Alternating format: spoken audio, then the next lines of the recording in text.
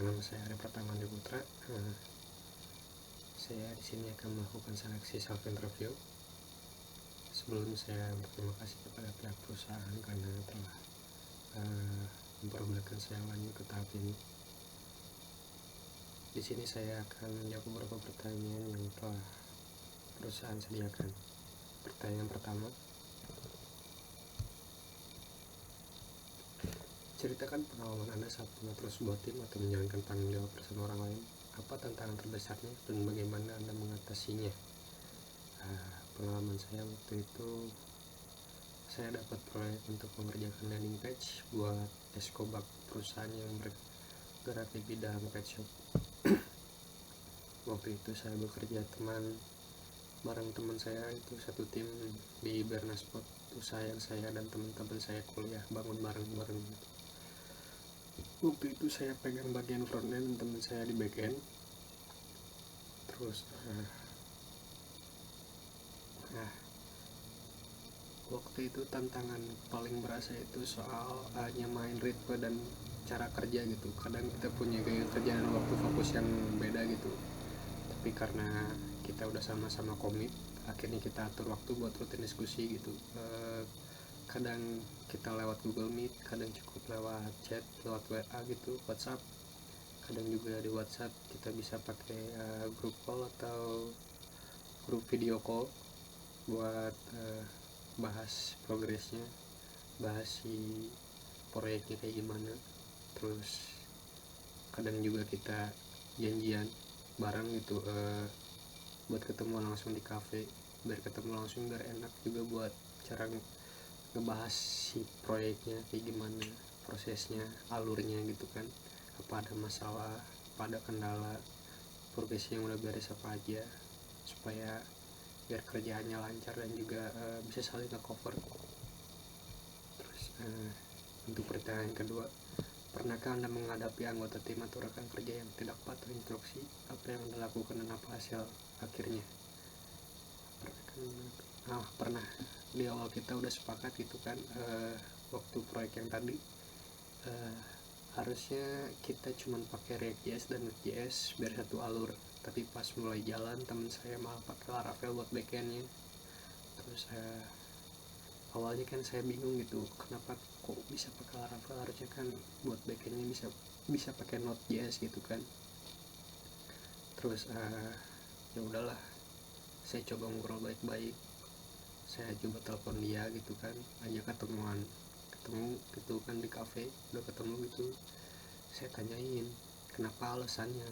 Ternyata dia itu udah familiar sama Laravel yang ngerasa lebih cepat ngerjainnya, karena waktu juga deadline-nya udah mepet itu. Ya udah, saya coba fleksibelin dan cari cara supaya frontend saya itu tetap bisa nyambung ke API dari Laravel yang dia buat gitu, jadi kita bisa tetap lanjut dan proyeknya juga kelar tepat waktu. Terus pertanyaan nomor 3, bagaimana menyemangati rekan kerja dan semangat kerja mereka menurun? Bagaimana menyemangati rekan kerja saat semangat kerja mereka menurun? Ceritakan langkah nyata yang Anda ambil.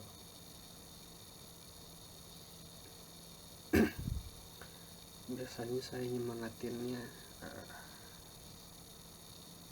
pertama saya lihat dulu gitu teman saya,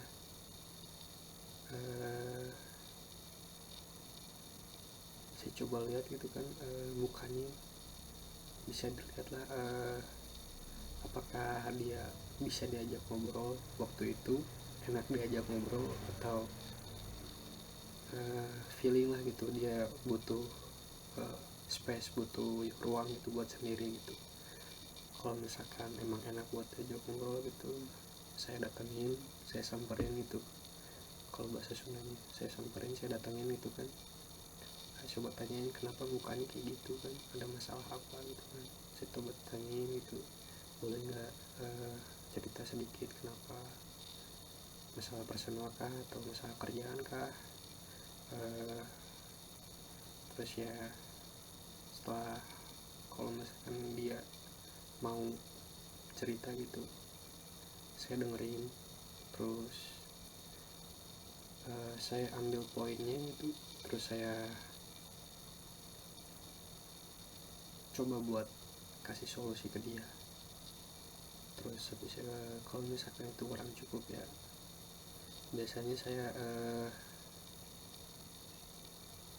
ajak dia buat keluar gitu nongkrong, kayak misalkan ke kafe atau enggak ajak dia kayak misalkan cari udara segar gitu, touring kemana gitu, kayak misalkan ke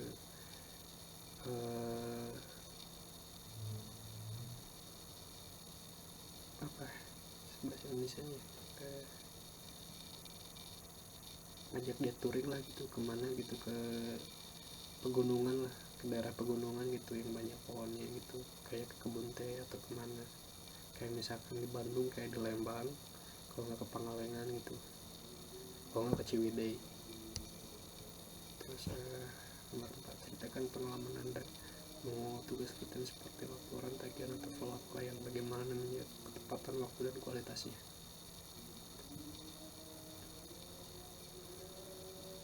Waktu itu masih di Beraspot, selain saya ngoding, saya juga kadang juga saya ikut bantu urus komunikasi sama klien, termasuk follow up sama progres laporannya kayak gimana.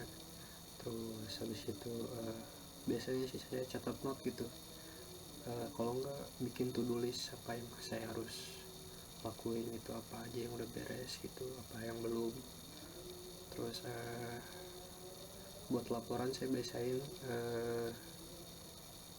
kirimnya per beres progres, misalkan hari ini progresnya beresnya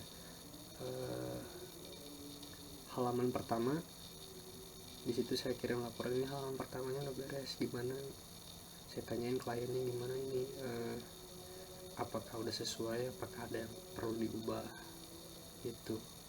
Terus biasanya juga kita update lewat Google Meet juga, kadang cukup diinfoin lewat WhatsApp. Kita biasanya modal Google Meet sama teleponan di WhatsApp paling minimalis, kita paling cuma nanyain progres, ngabarin progresnya pakai chat aja gitu kliennya. Terus untuk pertanyaan nomor 5, pernahkah Anda mengalami banyak pekerjaan sekaligus dalam waktu terbatas? Bagaimana Anda mengatur prioritas dan menyelesaikannya? Pernah. Waktu di Beraspot kadang dalam waktu itu tuh ada beberapa proyek yang jalan bareng gitu. Satu sisi harus nyelesain codingan gitu, satu sisi lagi harus terusin komunikasi sama klien lain gitu. Biasanya saya mulai dengan nentuin mana yang paling urgent gitu, dan yang urgent sama yang paling gak bisa ditunda. Terus saya bagi waktu kerja per blok gitu, misalnya buat pagi gitu buat ngurusin klien, terus kalau nggak malam buat coding, terus juga buat nge-review sama komunikasi gitu. Terus kalau udah mulai keteteran gitu, ya udah gitu saya coba komunikasi sama teman gitu, gimana sih biar enaknya kayak gimana gitu, biar nggak terlalu berat sendiri gitu. Yang penting itulah komunikasi intinya.